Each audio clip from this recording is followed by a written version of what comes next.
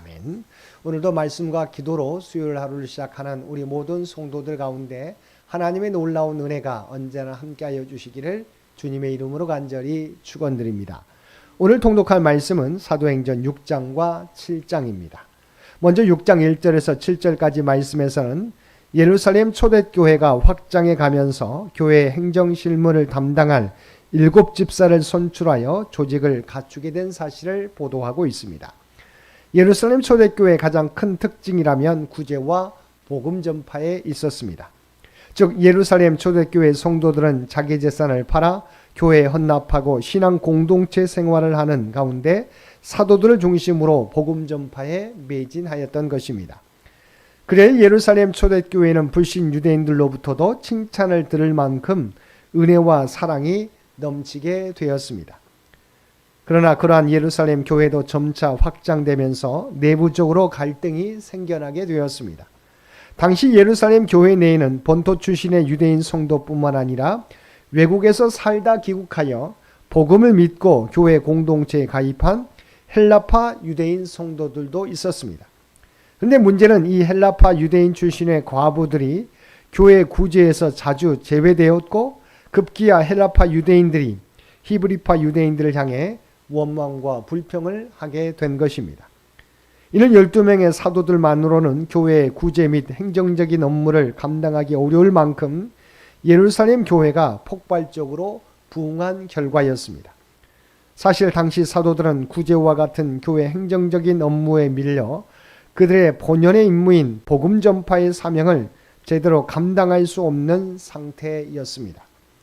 이에 사도들은 7집사들을 세워 그들로 하여금 자신들을 대신하여 구제를 비롯한 교회의 제반 행정적인 업무를 담당케 하고 자신들은 오직 복음 전파와 성도들을 위한 기도에만 전념하기로 한 것입니다.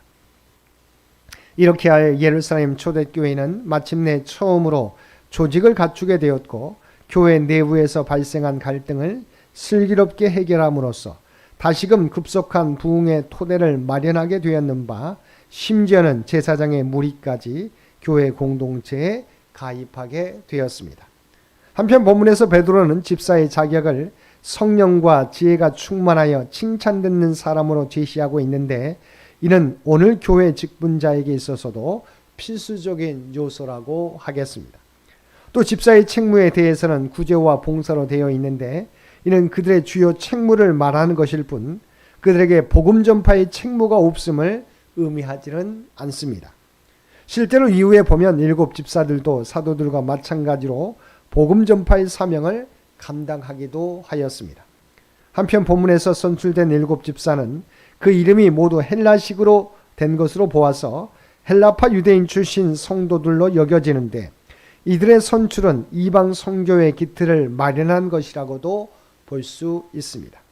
왜냐하면 헬라파 유대인들은 히브리파 유대인들에 비해서 비교적 이방인과 접촉을 쉽게 하였기 때문입니다. 실례로 빌립은 최초로 사마리아에 가서 복음을 전했고 또 에디오피아 내시에게도 복음을 전했습니다. 또 스데반 집사의 순교는 역시 헬라파 유대인으로서 훗날 이방인의 대사도가 된 바울의 회심에 결정적 영향을 주기도 했습니다.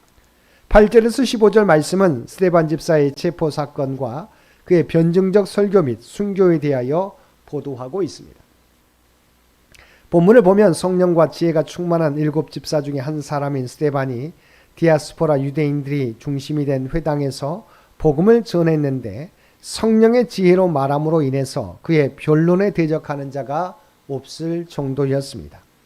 이에 말로서는 스데반을 이길 수 없음을 인식한 저들은 음모를 꾸며서 스데반을 사내들은 공회에 고소하였습니다. 사내들은 공회에 비소된 스데반의 죄목은 성전을 모독하고 율법을 거스렸다는 것이었습니다.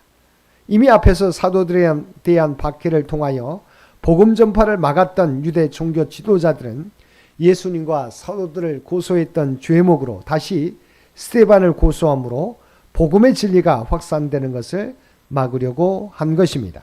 즉 사도들에 대한 고소와 박해도 불구하고 복음이 확산되고 교회가 부흥하자 이제 구체적으로 보다 적극적으로 교회를 박해하여 자신들의 종교적 기득권을 사주하고자 하였던 것입니다. 7장 1절에서 53절에서는 복음의 정통성과 유대인의 오류를 역사를 통해 논증하는 스데반의 최후 진술 설교를 보도하고 있습니다.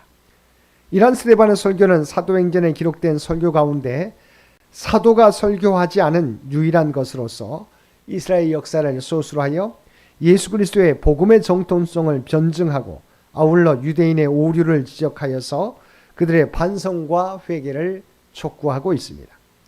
이런 스데반의 설교는 외면적으로 보면 너무 우회적이고 간접적이어서 그 진위를 파악하기 어렵습니다. 그러나 스데반의 설교를 보다 깊이 살펴보면 예수님께서 구약의 인물들에 의해 예표되고 예언되어 온 구주이신 것을 설파하고 또 유대인들이 과거 의인을 핍박한 그들의 조상들과 같이 오류를 범함으로 끝내는 구주 예수님마저 죽이는 죄악을 범했음을 지적하고 있습니다. 사실 산헤드린의 유대 종교 지도자들은 스데반의 설교가 내포하고 있는 그 진위를 파악했기에 분노하여 스데반을 돌로 쳐 죽이기에 이르렀던 것입니다. 1절에서 16절까지는 족장시대의 역사를 회고하는 설교를 하고 있습니다. 17절에서 36절까지 말씀은 출애굽의 지도자 모세를 통한 교훈을 보도하고 있습니다.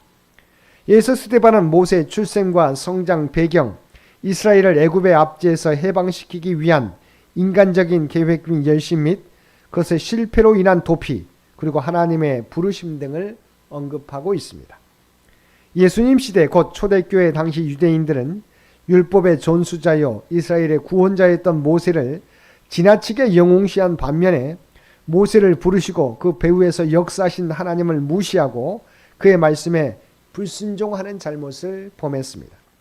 이에 스데반은 모세의 일생을 역사적으로 소술하여 먼저 모세와 율법에 대한 자신의 생각이 다른 유대인들과 다름이 없음을 보여줌으로써 백성들의 그에 대한 고소가 억지인 것을 밝혔습니다.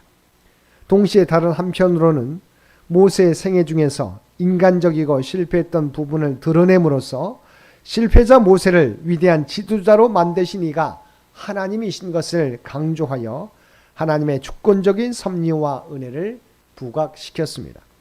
즉 스데반은 모세의 생애를 통해 율법과 출애굽의 주체는 모세가 아닌 하나님이심을 증거하고 율법과 모세를 숭배하면서도 그 배후에 계신 하나님의 기쁜 뜻을 깨닫지 못하는 유대인들의 어리석음을 지적한 것입니다.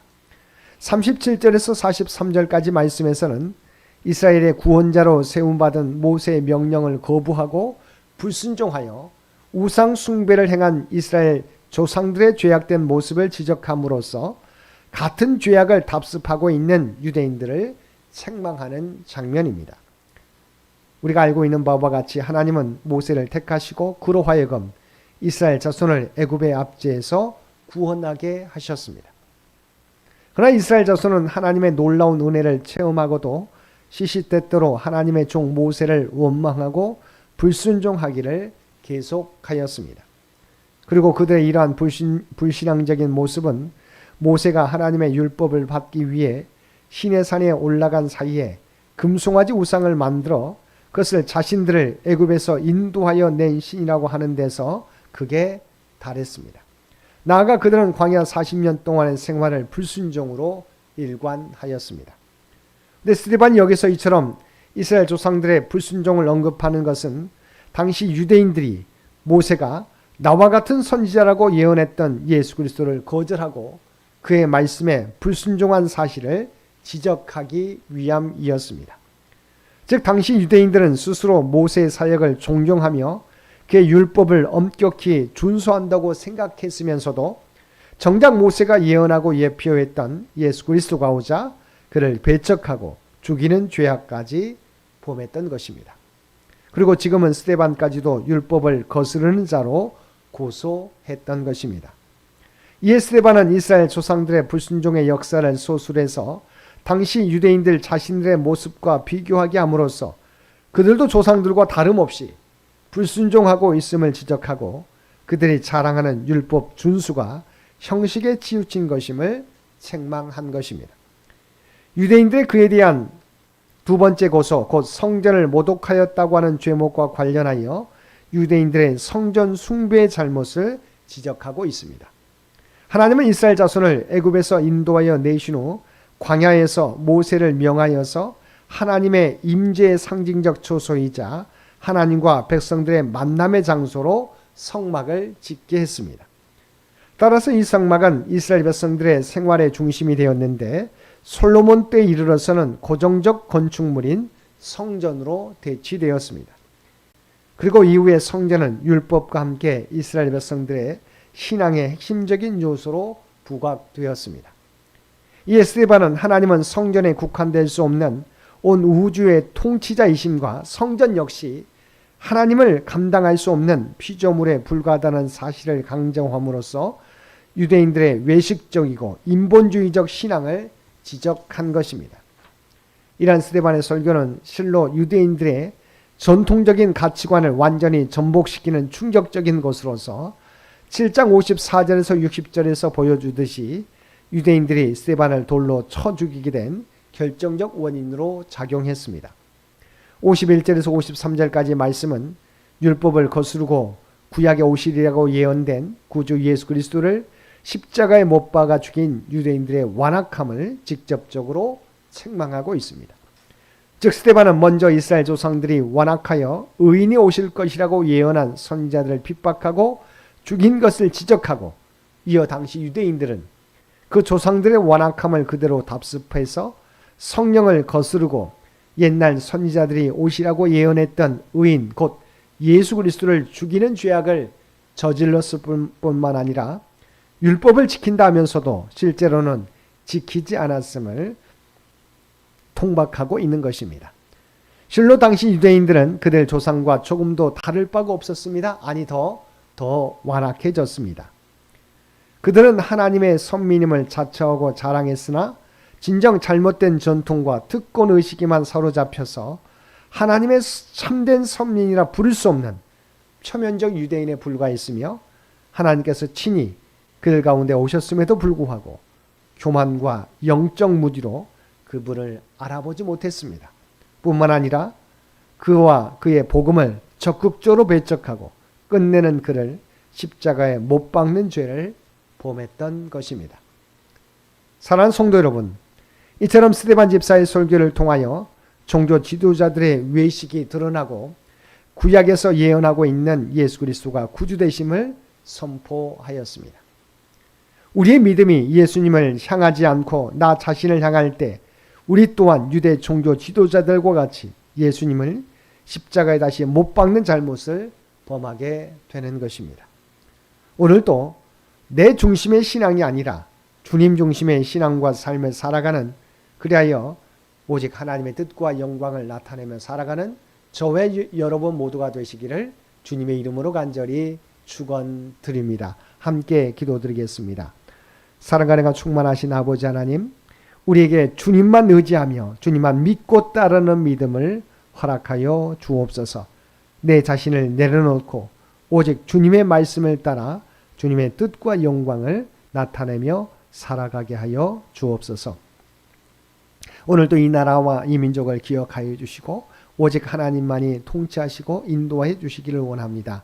100주년을 준비하며 나아가는 창현재단을 기억하여 주시고 오직 하나님의 계획과 뜻을 드러내게 하여 주옵소서. 아버지 하나님, 하나님의 영광을 드러내는 창현재단이 되게 하여 주옵소서. 삐리 육신의 연약함 가운데 있는 사랑하는 주의 백성들을 기억하여 주시곤 합니다. 사랑하는 권사님, 집사님, 모든 성도들을 기억하여 주시고 어루만져 주시옵소서. 생명의 기운으로 감싸 보호하여 주시옵소서. 또 시험과 직장을 위하여 준비하는 사랑하는 자녀들을 기억하여 주시고 아버지 하나님, 하나님의 지혜와 능력을 도와해 주시고 가장 복된 길, 선한 길로 그들의 앞길을 인도하여 주시옵소서. 오늘도 우리에게 복된 하루를 허락해 주신 것 진심으로 감사드립니다. 주님과 날마다 동행하며 살아가는 우리 모두가 되게 하여 주옵소서. 오직 우리가 하나님의 구원받은 백성, 아버지 하나님 그 정체성을 가지고 살아가게 하여 주시옵소서. 구체적으로 우리가 발을 딛고 살아가는 삶의 현장 가운데 그리스도의 아름다운 향기와 선한 영향력을 드러내며 살아가게 하여 주옵소서. 이 모든 간구 우리를 구원하여 주신 예수님의 이름으로 간절히 기도드리옵나이다. 아멘. 여러분 기도하실 때